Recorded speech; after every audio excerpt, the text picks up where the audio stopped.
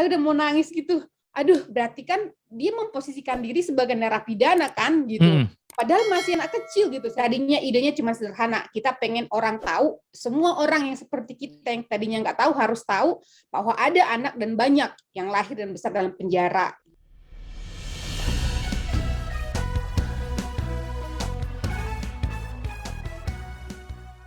Salam perspektif baru. Kita berjumpa kembali di program wawancara khusus perspektif baru selama 30 menit bersama saya Hayat Mansur sebagai co-host. Sahabat perspektif baru, pada April tahun ini telah diluncurkan sebuah film dokumenter berjudul Invisible Hoax. Film dokumenter tersebut menceritakan kisah nyata mengenai seorang perempuan hamil dan anak-anak yang harus lahir dan besar di balik jeruji penjara.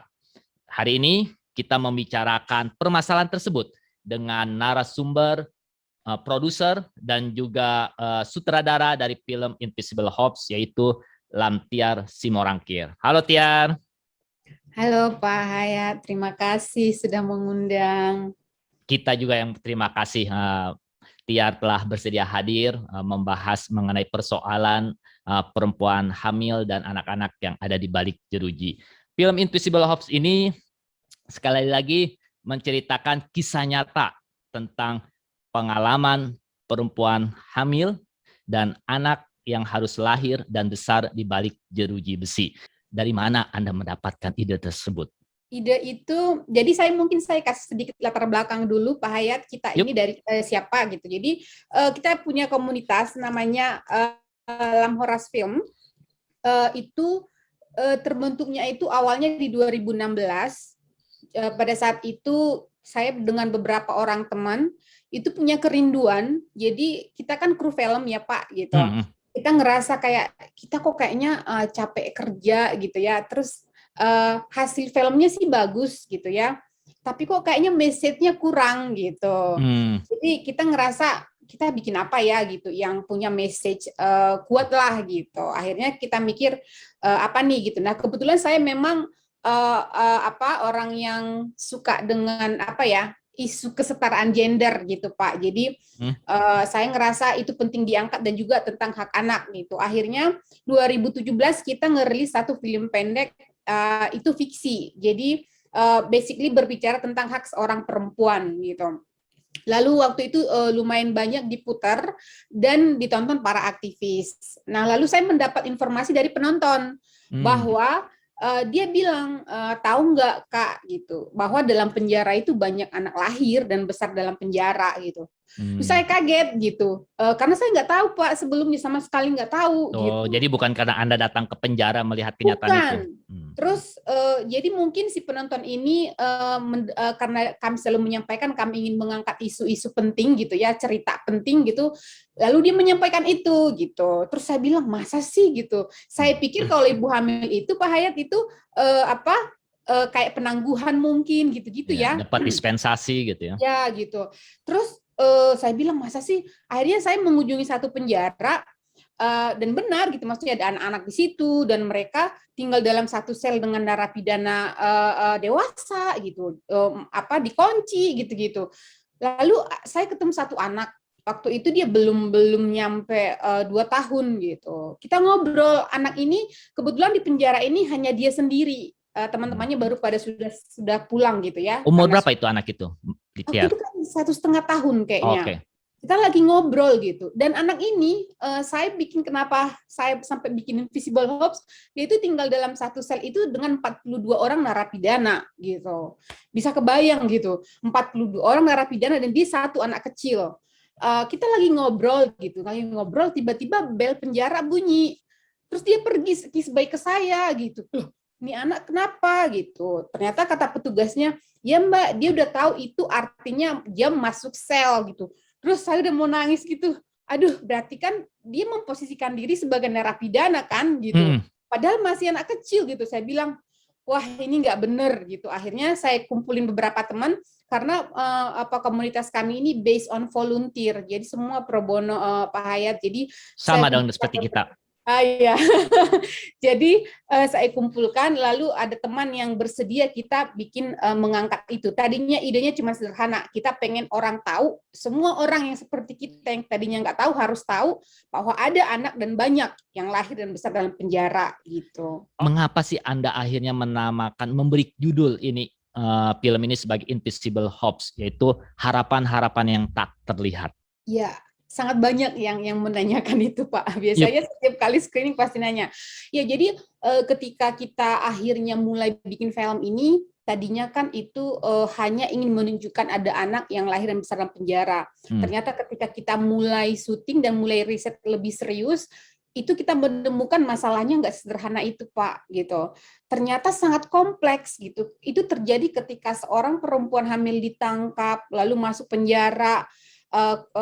Kebanyakan mereka keluarganya tidak bisa menopang dalam penjara kebutuhan gitu-gitu. Lalu kondisi mereka dalam penjara sangat tidak layak gitu ya, ibu hamil. Lalu ketika melahirkan juga semua mereka harus membiayai hidup sendiri dalam penjara, membiayai anaknya, lalu keluarga kenapa kebanyakan tidak mau menerima anak ini gitu, atau tidak sanggup karena rata-rata mereka Pak dari keluarga menengah ke bawah gitu. Jadi sangat kompleks gitu. Bahkan ada lagi yang suami istri masuk penjara, jadi bapaknya juga masuk penjara gitu. Itu sangat kompleks. Akhirnya kita melihat ini sesuatu kondisi yang sangat-sangat luar biasa memprihatinkan gitu. Seolah-olah tidak ada harapan buat anak-anak ini gitu. Sehingga kita berpikir tadinya itu judulnya itu mau invisible victim. Jadi korban terselubung. Karena anak-anak ini sebenarnya kan korban terselubung yang banyak orang nggak lihat gitu di dalam penjara orang dewasa. Karena orang suka berpikir ya penjara orang dewasa, penjara anak ya anak kan gitu. Masalahnya ini anak dalam penjara orang dewasa. Tapi kita berpikir kalau kita fokus dengan victim kan kayak nggak ada harapan gitu. Sehingga kita berharap dengan adanya film ini membawa harapan buat anak-anak. Jadi kita sebut invisible hopes. Mungkin saat ini masih invisible, tapi melalui film ini kita pengen hopes itu jadi visible gitu. Nah, film ini merupakan film dokumenter. Nah, teknik pengambilan gambarnya kan tentu sangat berbeda. Nah, bagaimana cara Anda mengambil pengambilan gambar ini yang tentu saja berbeda dengan film dokumenter lainnya, sehingga ini memang menceritakan secara nyata kehidupan perempuan hamil dan anak-anak yang terpaksa harus hidup di balik jeruji penjara. Ya, jadi awal ketika kita tahu tentang ini, Pak, kita mikir, saya sebagai seorang sutradara mikir, saya mau bikin ini secara naratif atau yang orang sebut fiksi, atau mau saya bikin dokumenter gitu. Akhirnya memutuskan dokumenter, kenapa orang harus lihat real, orang yang nyata gitu. Kalau kita bikin jadi skenario, nulis jadi fiksi gitu ya, meskipun based on true story, itu akan kurang menggerakkan penonton. Akhirnya kita putuskan dokumenter. Dan saya memutuskan cinema verite. Cinema verite ini observasi, di mana kita mengikuti keseharian mereka, para ibu hamil dan anak-anak. Jadi benar-benar keseharian mereka. Kalau di bayangan penonton kan kebanyakan kalau dokumenter itu hanya interview gitu ya. Nah ini enggak, kita memilih yang namanya observasi. Jadi kegiatan mereka, pergumulan mereka seperti apa, kehidupan mereka sehari-hari seperti apa. Jadi itu yang kita tunjukkan supaya bisa lebih menggerakkan penonton seperti itu. Nah, yang Anda gambarkan di film tersebut, apakah memang sudah mencerminkan kehidupan nyata para perempuan hamil dan juga anak-anak tersebut, atau itu hanya baru sebagian kecil dari persoalan dan permasalahan yang mereka hadapi? Basically sudah tercangkum banyak di sana, Pak Hayat, tapi kita tahu kan film itu kan hanya 1 jam 45 menit gitu, tidak bisa memperlihatkan semuanya. Kita syuting itu 6 bulan, materinya aja sampai 6 TB gitu. Jadi itu nggak mungkin masuk semua. Tetapi yang kita masukkan adalah bagaimana isu yang sangat berat ini, yang banyak orang belum tahu ini, bisa diakses masyarakat luas dan itu menarik dalam bentuk film gitu. Jadi hal-hal yang paling urgent itu yang kita masukkan melalui sebuah cerita. Jadi filmnya itu adalah story driven gitu. Jadi ada ceritanya, bukan interview gitu, tapi ada tokoh utamanya gitu-gitu. Jadi ada ceritanya. Nah, melalui kehidupan si tokoh utama ini memperlihatkan kehidupan penjara. Tentu tidak semua kehidupan ibu-ibu yang ada dalam penjara itu yang ada kami syuting masuk dalam film. Kalau dibilang secara materi ya di film itu baru 10% gitu ya dari yang kita syuting, tetapi yang poin-poin penting sudah ada di sana, sehingga memang kita butuh diskusi-diskusi gitu ya, supaya kita lebih menginformasikan kepada masyarakat seperti apa lebih detailnya kehidupan penjara. Plus juga ada masalah sensor. Jadi kita tahu kehidupan penjara itu berat ya, kehidupan-kehidupan yang memang kasar gitu, ada ya seperti itu. Jadi memang ada faktor sensor, kita harus mengurangi itu supaya bisa lulus sensor. Tiar, tadi kan Anda menceritakan bahwa ini baru 10% dari kisah nyata saudara-saudara kita perempuan hamil dan anak-anak yang harus hidup di balik jeruji penjara. Nah, tolong ceritakan yang ya mungkin 40 atau 50%-nya lagi kepada kami untuk pendengar maupun pemirsa acara ini lebih jelas mengetahui bagaimana sulitnya persoalan mereka di dalam penjara tersebut. Nggak bakalan cukup waktunya, Pak, yang 40%. Yang 10% aja filmnya 1 jam 45 menit. Tapi bagi gambaran adalah bahwa mungkin saya sampaikan dulu buat yang belum nonton, bahwa memang dalam penjara itu para ibu hamil itu tidak ada perlakuan khusus bagi narapidana hamil dan anak. Jadi tetap kita tahu di Indonesia penjara kita kan overcrowded itu tetap berdesak-desakan, lalu tidak ada anggaran untuk khusus untuk kebutuhan ibu hamil dan anak. Ibu hamil kan punya kebutuhan yang berbeda dan sangat berbeda gitu. Tetapi tetap mereka budget makan misalnya, contoh kecil itu sama dengan narapidana lain, which is kita tahu ya kondisi makanan dalam penjara kami menyebutnya rasa syukur gitu, karena nggak ada rasanya, apalagi gizinya gitu. Jadi kita bersyukur aja gitu. Buat anak, Pak, itu paling kita kaget, anggaran buat anak nggak ada sama sekali. Jadi ibunya harus menyediakan. Nah, ini yang kondisi ini yang kita lihat secara sosial, secara psikologi, secara kebutuhan fisik itu tidak ada perlakuan khusus bagi ibu hamil dan anak-anak. Makanya saya bilang anak ini ya diperlakukan ya mirip seperti narapidana gitu. Ini yang sangat miris buat kita gitu. Lalu mungkin yang tidak masuk itu mungkin ada contohnya beberapa, kayak misalnya kita tahu contoh kehidupan penjara itu kan lumayan keras ya, pasti ada yang bertengkar apa segala macam, tapi kita nggak mungkin masukkan karena bakalan nggak bisa masuk sensor. Itu contohnya. Lalu kemudian misal dalam penjara itu kan sebenarnya sudah rahasia umum, misalnya teman-teman di sana ya kehidupannya banyak lesbian gitu, tapi kami nggak boleh masukin karena tidak akan lulus sensor misalnya seperti itu. Jadi ada memang banyak hal, dan masing-masing ibu-ibu ini ada sekitar hampir 50 orang ibu hamil selama kami syuting, Pak Hayat. Ini yang background-nya ini yang tidak bisa dimasukkan semua. Kenapa mereka masuk, permasalahan mereka apa, misalnya ada yang ternyata hamil dengan sesama tahanan waktu di Polda, misalnya itu nggak masuk, contohnya gitu-gitu ya. Jadi kita harus fokus di satu cerita, di satu tokoh yang bisa membawa film ini sampai akhir, dan secara garis besar menunjukkan kehidupan ibu hamil dan anak dalam penjara. Nah, Anda dalam mengambil syuting ini itu tentu saja pasti melibatkan para sosok tokoh perempuan hamil dan anak ini. Nah, bagaimana Anda bisa membujuk mereka mau diekspos? Tentu ini tidak mudah, saya yakin. Ya, itu nggak mudah banget. Yang pertama dapetin izin nggak mudah gitu ya. Habis dapetin izin dari Dirjen Pas, kita harus pendekatan lagi ke petugas gitu. Habis pendekatan ke petugas, pendekatan lagi ke narsum kan gitu ya. Ini sangat luar biasa, memang unik banget syuting dalam penjara ini gitu. Sering juga orang bilang, kok kamu bisa masuk sampai ke sel gitu.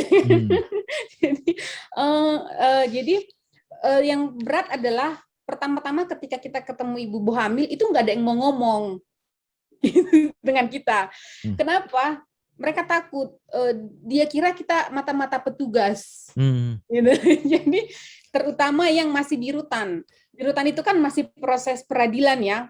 Jadi takut kita mata-matanya polisi atau penyidik atau mata-mata petugas, lalu kita yakinkan kita siapa, tujuan filmnya apa gitu. Hari pertama saya ingat hanya satu orang ibu hamil yang mau ngobrol dengan kami. Itu kan kita masih di ruang tempat kunjungan ya, ngobrol gitu. Kita sampaikan. Nah, mungkin dia nyampaikan ke temennya kan. Jadi kita bilang Pak bahwa lalu yang paling bikin mereka yakin adalah saya bilang ini untuk kebaikan mereka dan ibu-ibu hamil berikutnya yang akan masuk penjara dan anak-anak. Lalu apapun yang mereka sampaikan kepada kami itu adalah konfidensial. Mereka takutnya ketika habis syuting materi ini dilihat petugas gitu. Jadi saya bilang tidak, itu tidak akan pernah terjadi. Kami di sini punya independensi. Jadi akhirnya mereka percaya besoknya 2 orang datang, besoknya 3 orang datang ketemu kita, hingga akhirnya kita bisa seakrab seperti yang di film itu, pokoknya udah kayak teman aja gitu. Apakah Anda sering menangis saat syuting tersebut mendengar kisah mereka? Benar loh, ini sedih dalam banget. Dalam hati. Ya, secara psikologis itu sangat menantang ya Pak. Tapi kondisinya seperti ini. Kami yang masuk itu kan terbatas, nggak boleh rame dan harus hanya perempuan. Kebetulan kan saya sebagai pimpinan proyek ini, saya harus kuat gitu loh. Jadi selama syuting itu ya mau nangis mau enggak harus dalam hati gitu, karena teman-teman saya banyak yang down gitu. Jadi per berapa hari off dulu gitu-gitu. Jadi karena mungkin nggak sanggup melihat, apalagi melihat anak ya Pak gitu. Jadi terus ada juga kru kami yang punya anak gitu, masih baru 1 hari syuting udah minta off gitu ya. Jadi yang seperti itu yang lumayan berat. Kalau saya sendiri sih selama syuting berusaha masih kuat ya gitu. Tapi saya terasanya setelah syuting, setelah selesai 6 bulan, mungkin juga lelah secara fisik, secara psikologis, jadi butuh hampir 2 bulan untuk pemulihan. Nah, setelah syuting, setelah film ini selesai, bagaimana tanggapan yang pertama dari para perempuan hamil yang ada di penjara ketika menonton film ini? Dan kedua, bagaimana pendapat para penonton yang disampaikan kepada Anda mengenai film ini? Ya, kalau ibu-ibu masih rata-rata kebanyakan masih di dalam, Pak. Oke. Jadi belum lihat. Nah, tapi ada yang sudah keluar waktu itu beberapa kali, ada beberapa orang yang kadang kita ajak sebagai narsum, lalu dia melihat filmnya, terus nangis banget gitu, terus dia lihat lagi dia di film itu, dia ingat lagi kehidupan penjara, dan mereka sangat bersyukur itu bisa diangkat. Jadi itu yang menjadi sangat positif gitu ya, bahwa pada akhirnya kita punya point of view yang sama, bahwa orang harus tahu tentang ini. Itu. Jadi mereka juga pengen suaranya didengarkan, pengen ada perhatian terutama buat anak mereka gitu. Jadi sangat positif. Lalu dari penonton, ya tentu yang paling mayoritas orang kaget gitu, belum mengetahui ternyata ada anak yang lahir dan besar dalam penjara dan kondisinya seperti itu gitu, seperti yang dalam film. Jadi mungkin saya nggak perlu detail, nanti kan spoiler ya buat yang belum nonton gitu. Yang intinya adalah bahwa ini sesuatu yang sangat baru dan memang sangat penting. Bahkan kami pun kaget gitu ya, ternyata kondisinya seperti ini. Dan hal ini harus mendapat perhatian dari negara dan masyarakat juga tentunya. Sehingga memang ini kami buat untuk call for action untuk kita semua Pak Hayat. Jadi harus ada langkah konkret, langkah tindak lanjut konkret dari negara dan masyarakat. Apa langkah konkret dari negara dan masyarakat yang Anda harapkan melalui cerita yang Anda angkat dalam film ini? Ya, jadi kita selalu ada call for action, Pak. Jadi memang tujuan utama dibikin film ini adalah supaya film ini bisa dipakai sebagai alat diskusi. Kita menciptakan ruang yang aman untuk berdiskusi ya. Kita bukan untuk menyalahkan pihak manapun. Kita pakai sebagai alat diskusi, sebagai informasi untuk mencari solusi yang lebih baik bagi kondisi ibu hamil, terutama anak-anak yang lahir dalam penjara. Call for action konkret buat masyarakat adalah paling mudah dilakukan adalah kami selalu sampaikan tidak perlu uang, tidak perlu biaya. Jika tahu ada anak yang dulunya lahir dalam penjara, jangan distigma. Stigmanya jelek banget Pak Hayat. Jadi justru kita rangkul gitu. Kemudian jika punya waktu, kami mohon pergi ke lapas atau rutan terdekat untuk ngecek apakah di sana ada ibu hamil dan anak. Jika ada, tolong dibantu. Mereka pasti sangat butuh bantuan. gitu. Yang ketiga tentunya advokasi dari negara. Nah, ini yang kami sedang lakukan, Pak Hayat. Kami sedang berusaha bertemu dengan beberapa kementerian, sudah bertemu dengan Ibu Menteri Ibu Bintang dari KPPA. Kami masih pengen ketemu dengan Pak Yasona dari Kemenkumham, lalu dari Kemensos sama Kementerian Kesehatan. Nah, ini harus melihat filmnya supaya melihat kondisi real. Karena kami kaget juga kemarin ketika ketemu Bu Bintang, beliau bilang tidak tahu ada anak lahir dalam penjara orang dewasa. Nah, berarti perlu kita informasikan, lalu perlu kita cari solusi bersama. Jadi ini yang sedang berjalan, Pak Hayat. Terima kasih, Tiar, atas kisah inspiratif dan juga tentang perspektif Anda. Nah, sebagai penutup, saya hanya mengingatkan kepada pendengar dan juga pemirsa, langkah awal yang bisa kita lakukan adalah jangan beri stigma kepada perempuan hamil yang ada di penjara dan jangan beri stigma kepada anak-anak yang terpaksa harus hidup di balik jeruji penjara. Terima kasih, sampai jumpa di wawancara khusus Perspektif Baru berikutnya.